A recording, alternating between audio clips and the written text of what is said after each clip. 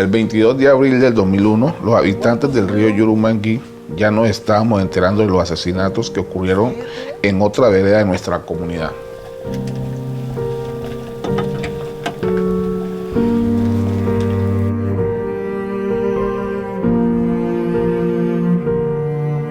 Ese día recibimos con los brazos abiertos a las viudas y víctimas de esa masacre.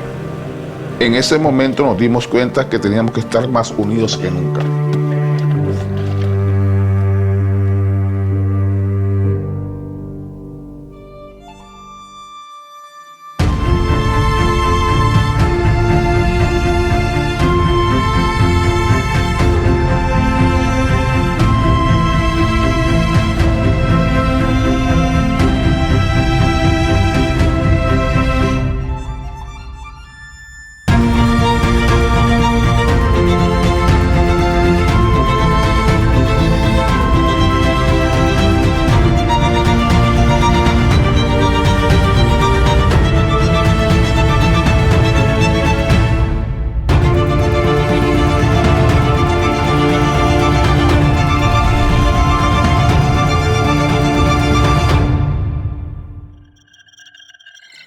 Le canto a mi tierra que Yurumangui, vengo a contar la historia como yo vivía. Rozamos el monte, sembramos el maíz para ser envuelto y comer el birimbí.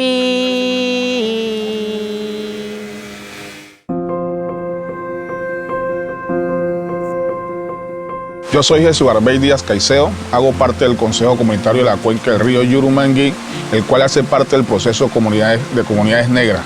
Hacemos parte del proceso de restitución de tierras y esta es nuestra historia. Los antiguos habitantes del río Yurumangui, los precolombinos, fueron los indígenas yurumanguíes, ¿sí?, que habitaban la cuenca del río Yurumangui. Yurumangui es uno de los 7 cuencas que tiene el hoy distrito de Buenaventura. Un niño aquí en la cuenca del río Yurumangui crece de una manera muy cotidiana, al lado de su familia, al lado de sus abuelos, al lado de sus ancestros, viviendo cómo hacen la agricultura, cómo hacen la pesca, cómo hacen el corte de madera. Especialmente yo crecí en ese medio, al lado de mis padres, viviendo esa cultura que se recoge cada día al lado de nuestros ancestros. Por ahí en 1735, cuando Pedro Agustín Valencia entra al río Yurumangui con sus esclavos negros africanos, los indígenas yurumanguíes huyen hacia arriba del río y se internan en la cordillera. Pedro Agustín comienza su trabajo de explotación minera con los esclavos en el área que hoy ocupa la población de Juntas de Yurumangui. Yurumangui hoy tiene 13 veredas. ¿Cómo comenzamos? Se comienza en un proceso de organización. Nuestros líderes en ese entonces, pensándose cómo vivir en los territorios, empiezan a crearse unas asociaciones. En este caso, Yurumangui es Aponuri, Asociación Popular de Negros Unidos del Río Yurumangui. Todas esas asociaciones en ese entonces, organizaciones de base también como se llama, fueron las que dieron origen al tema de los consejos comunitarios, ayudaron mucho y dieron pie para el tema de la Ley 70. Entonces, todo ese tema, hoy Yurumangui tiene 13 veredas recogidas en 547 familias y todas esas familias hoy están acá en el territorio colectivo del río Yurumangui. El río para nosotros es la vida misma. Creemos que casi tenemos el apellido de casado, como dicen por ahí, ¿no?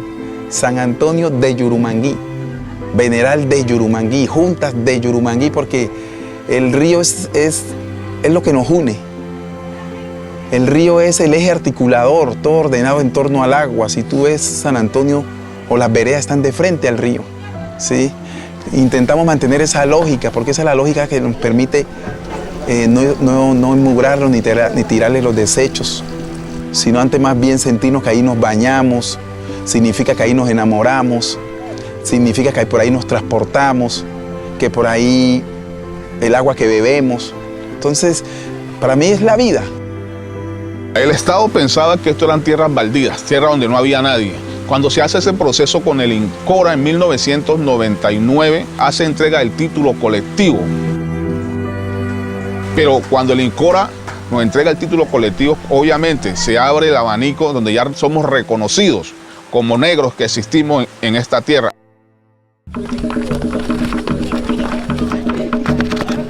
Entonces yo creo que esa ha sido la fortaleza más grande, ¿no? Que uno diga, yo quiero un territorio donde quiero que mis hijos crezcan, que mis nietos crezcan, y quiero, por ejemplo, por eso nosotros acá usamos el territorio, pero también conservando, ¿no?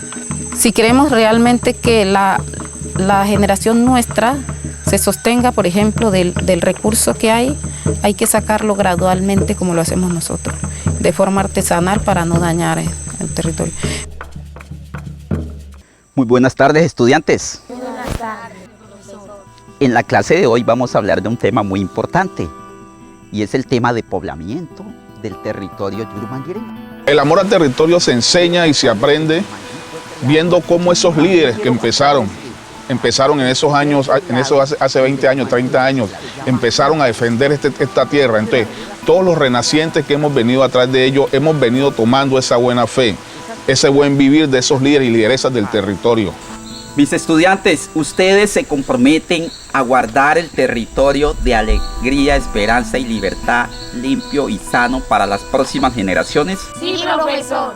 Yo como aprendí el tema de liderazgo, lo aprendí desde la casa. Mi papá, Gilberto Díaz Rosa, un líder nato del Consejo Comunitario, una de las personas también que entregó mucho al territorio. Entonces de allí, en mi crecimiento, heredé ese tema. Pues ellos hacían muchas reuniones, hablaban de que venían cosas difíciles para Yurumangui y que nosotros como negros debíamos estar organizados. Ese proceso de la necesidad de garantizar el relevo generacional es porque la lucha por la defensa de los derechos de un pueblo, ¿sí?, no está circunscrito a la vivencia de una persona, ¿sí? Eso se necesita de una lucha transgeneracional, ¿sí? Entonces, tú sabes que tarde o temprano tú vas a envejecer, te vas a agotar, ¿sí?, y vas a morir. Tenés que garantizar que otros continúen con esa misma lucha. En vuestras almas no habrá separación y tú podrás cumplir lo prometido. En vuestras almas no habrá separación. La zona alta, que comprende la vereda Juntas a la vereda San Jerónimo, específicamente la vereda Junta y San Antonio se dedican al tema de minería artesanal, combinado un poco también con la agricultura en las otras veredas como San José y San Jerónimo y el Queso, ¿sí? La zona media comprende del Águila hasta Papayo, hasta la vereda Papayo. Es un tema más que todo un 80-90% de agricultura, combinado en temas de papachina con temas de musa y otros cultivos asociados al tema del pancoger. Y mucho también tiene que ver también un porcentaje muy significativo el tema de la madera, el aprovechamiento de la madera solamente sin transformación. Y la zona baja es la zona de pesca, que comprende Veneral hasta el Encanto. Zona de pesca, captura de molusco, captura de crustáceos y todo tipo de marisco. Y desde ahí esa relación, por más que estén apartadas unas veredas de otras, siempre existe un tema de hermandad, un tema de mano cambiada, un tema de trueque. Donde hay pescado se cambia con papachina y así sucesivamente. Vamos haciendo esa hermandad que siempre nos ha caracterizado acá en el territorio colectivo.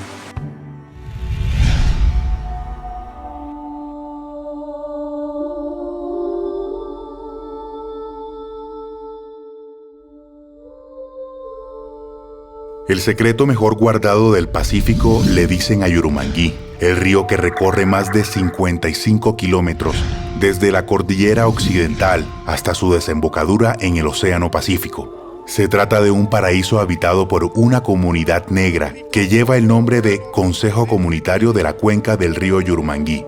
Este territorio, conformado por pescadores y pequeños cultivadores de plátano, de caña y de pava china, sufrió durante años la violencia de los grupos armados que buscaban controlar las rutas del narcotráfico y la actividad minera en la región.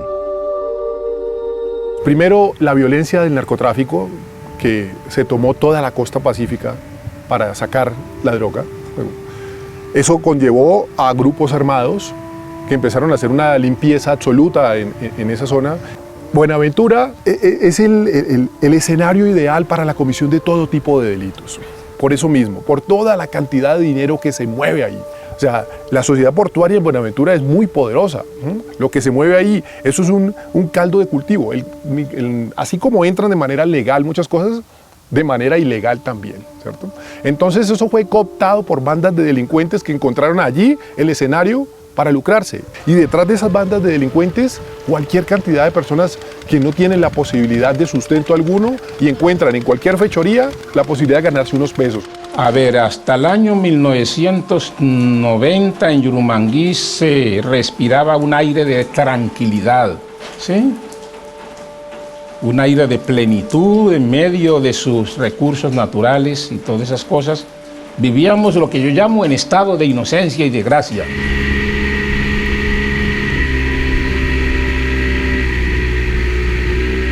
Nosotros, digamos 98 hacia atrás, escuchábamos hablar del conflicto y nosotros creíamos que era en otro lado. Entonces decíamos, bueno, el conflicto está en otros territorios, pero ya presencia real del conflicto la empezamos a tener en el 98.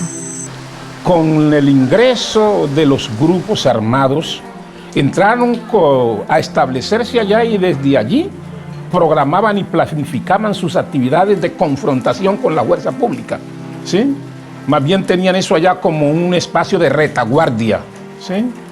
En el primer momento en que llega la subversión, nosotros le hicimos conocer que dentro de nuestro territorio veníamos impulsando un proceso organizativo por la defensa de nuestros derechos. Y recuerdo que yo personalmente le dije, yo entiendo que ustedes son ilegales, ustedes no respetan las leyes de este país, pero sí le exigimos que respeten la dinámica organizativa de las comunidades.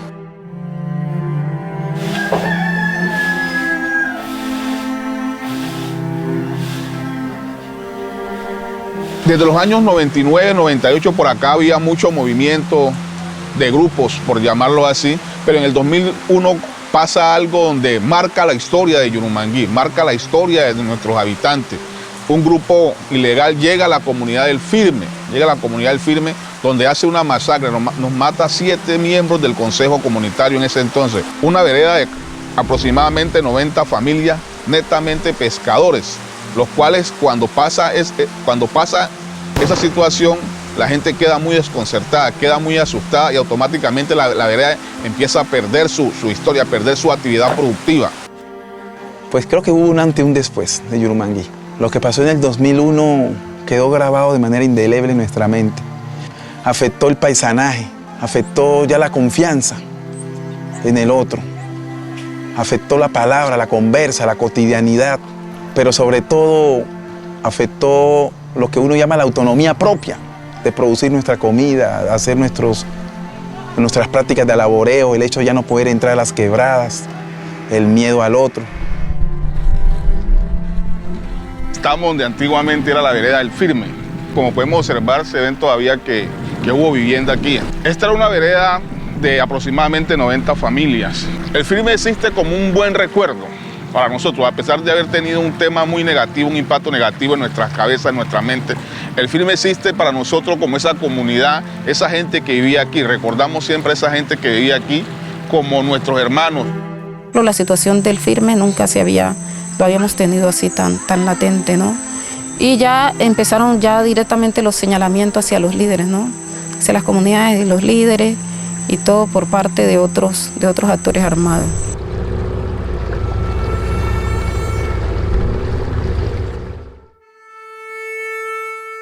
Mucha gente en el tema del miedo y el tema del susto salió en embarcaciones. En ese momento había un un barco artesanal llamado Vladiveni. Mucha gente de Veneral y Barranco salieron allí. Otras comunidades como Primavera, Papayo se vinieron a San Antonio, otras a San José y así sucesivamente fueron subiendo.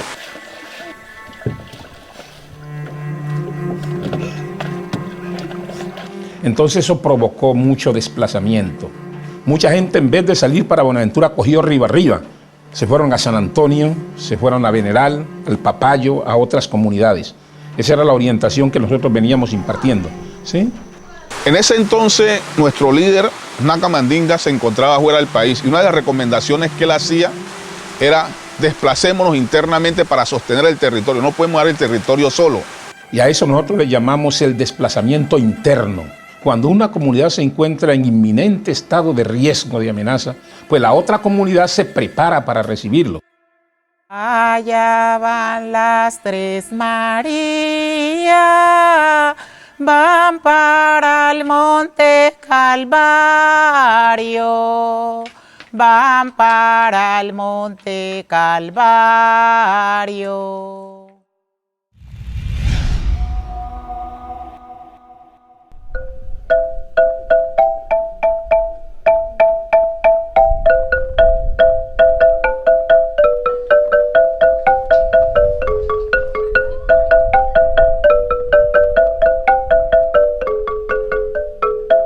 En el año 2013, la Universidad Javeriana y la URT, Unidad de Restitución de Tierra, en ese entonces, hicieron ese acercamiento con el Consejo para ver qué afectaciones habíamos tenido nosotros en el marco de ese conflicto armado. Había que hacer un proceso de caracterización. ¿Qué pasó en esta caracterización territorial? Que encontramos que efectivamente en el Consejo Comunitario sí habían afectaciones territoriales con ocasión al conflicto armado a partir del 1 de enero de 1991. Encontramos principalmente 3 afectaciones territoriales: el despojo, el abandono y el confinamiento. Luego de todo ese proceso se empieza el trabajo con las familias. ¿Dónde se desplazó? ¿Por qué se desplazó? ¿A quién le hicieron atentado? Todo ese tipo de cosas para ver qué afectaciones tuvimos. En ese proceso de hacer esa caracterización nos dimos cuenta que en la zona alta habían empresas o familias, empresas mineras, que decían que el territorio eran de ellos, cuando nosotros ya teníamos el título colectivo en la mano.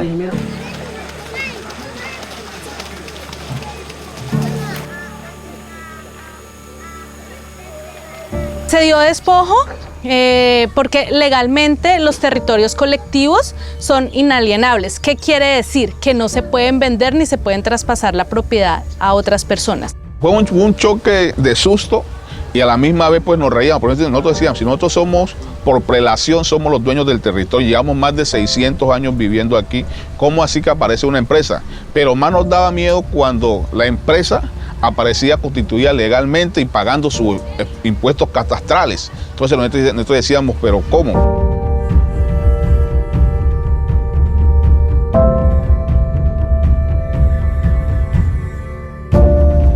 En la sentencia se logró probar que hubo este despojo y se decreta la inexistencia de estos actos jurídicos, de estas compraventas. Entonces queda ya, digamos que saneado el territorio a nombre del Consejo Comunitario. Se pudo justificar, argumentar y hoy el Estado, de acuerdo a las pruebas que nosotros presentamos en cada una de las entrevistas, venir cada organización acá y darse cuenta de que esa gente no tenía un conocimiento de nuestro territorio, hace posible esa restitución de derechos territoriales.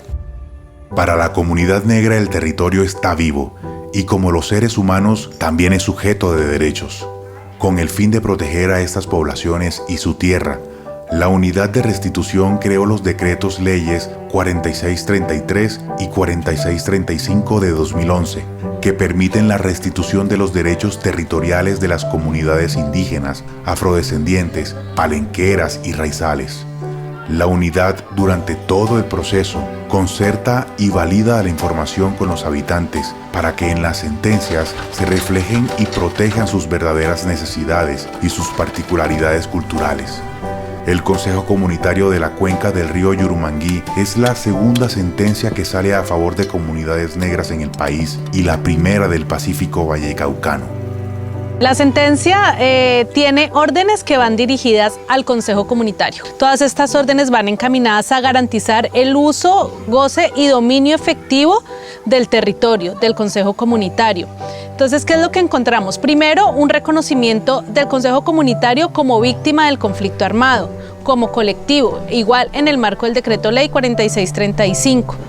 También le reconoce el derecho fundamental a la restitución de derechos territoriales. ¿Para qué? Para que pueda desarrollar los demás derechos fundamentales que fueron vulnerados con ocasión al conflicto armado, para que puedan generar su cultura acá dentro del territorio, para que puedan cultivar, pescar, todo el uso que dentro de su tradición le realizan al territorio.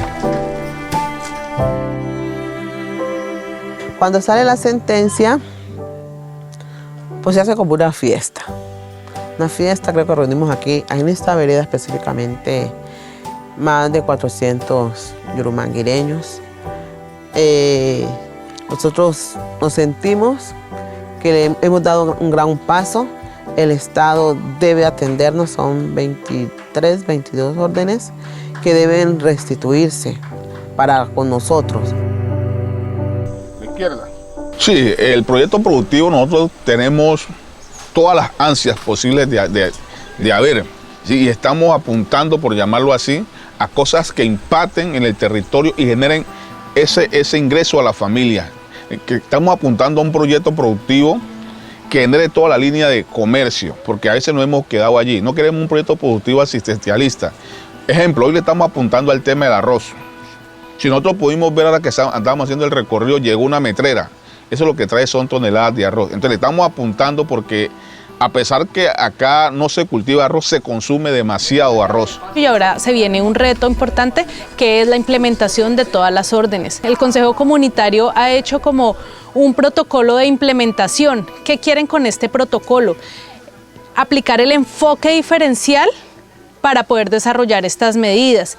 Todas estas medidas deben ser de acuerdo a los usos y costumbres del Consejo Comunitario. Entonces, cada una de las órdenes deben tener un enfoque diferencial. Ellos estaban construyendo este protocolo para poder presentárselo a las instituciones y nos queda hacer todo el seguimiento para mirar el cumplimiento a estas órdenes. Una orden de un juez, una orden de un juez. Entonces eso nos calmó más y nos relajó más y ya pues sobre eso estamos trabajando y que hay que defenderlo y sostenerlo como hasta hoy. ¿Por qué? Porque sabemos que esas empresas mineras vienen solamente a explotar. Nosotros tenemos acá una situación que es la que, obviamente que el oro hay que aprovecharlo, pero de una manera sostenible. Y eso es lo que han hecho nuestra gente que vive junto a nuestros ancestros, nuestros abuelos, es aprovechar usando de esa manera sostenible. Toda la vida que se venía desarrollando en Yurumangui se pudo exponer para que esa gente que decía que era dueña de Yurumangui, lo que ellos explicaban daba a entender que ellos ni siquiera conocían Yurumangui. Entonces por eso se pudo defender esta gran parte del territorio y sobre todo la intención minera que ellos traían. Nosotros no hemos permitido esa minería a gran escala y ese era el negocio que presentaban los que se hacían creer dueños de Yurumangui. La minería artesanal siempre ha sido aquí en el río Yurumangui, que siempre la hemos manejado cateando así como estamos, a batea. Mas no minería pesada, no queremos. Queremos que siempre sea a como ha sido, pero siempre hemos vivido de esta minería. Y queremos que siempre sea así, que no cambie. Entonces, esa razón, pues no contamina el río, no hace nada. Nací ahí en el barranco, a pesar del desplazamiento, que eso fue el 21 de abril del 2001, fue el desplazamiento. Ahí salí a la ciudad de Buenaventura. Estudié la mayoría del tiempo allá, luego hace aproximadamente 4 años que retorné. Y hoy ya me encuentro en la comunidad pescando, porque es donde se ve la pesca. Y esta es mi tierra, la voy a cuidar. Minería a grande escala, acá no van a entrar.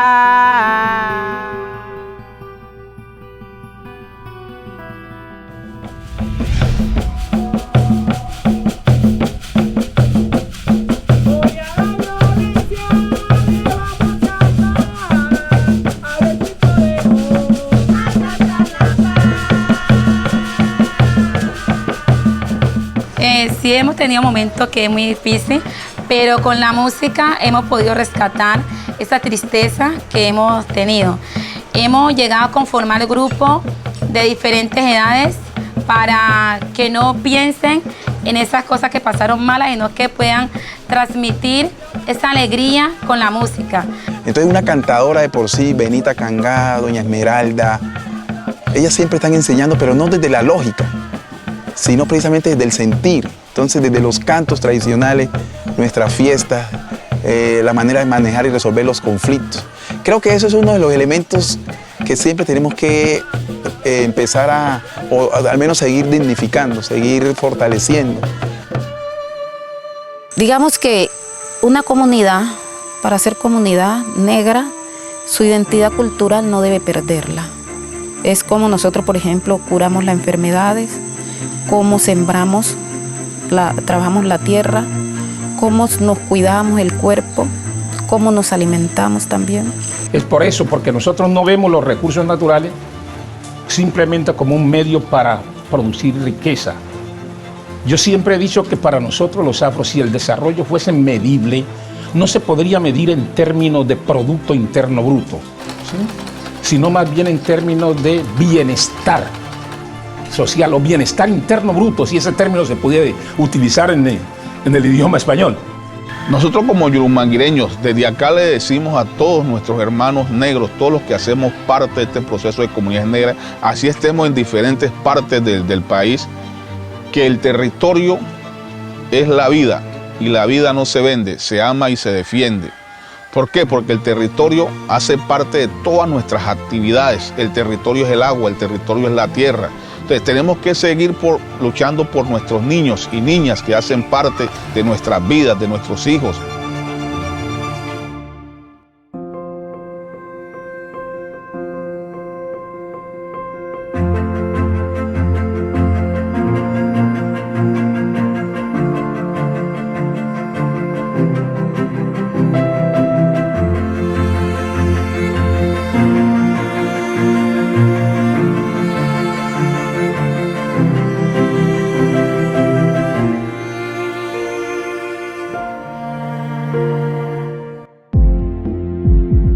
Una de las líneas productivas que ha ido ganando reconocimiento entre los beneficiarios de restitución de tierras es el cultivo de cacao.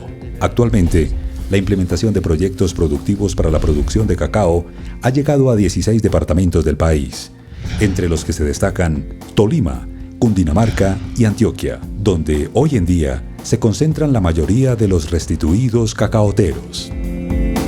Para fortalecer estos procesos, la unidad de restitución ha invertido 2.971.779 millones de pesos con el objetivo de consolidar la producción y la comercialización de este cultivo en el país. A través de la estrategia del Ministerio de Agricultura, Coseche y Venda a la Fija, varias familias antioqueñas han podido asegurar la venta del cacao seco en grano a la empresa Asocpraur. Te invitamos a conocer más de estas historias en nuestras redes sociales.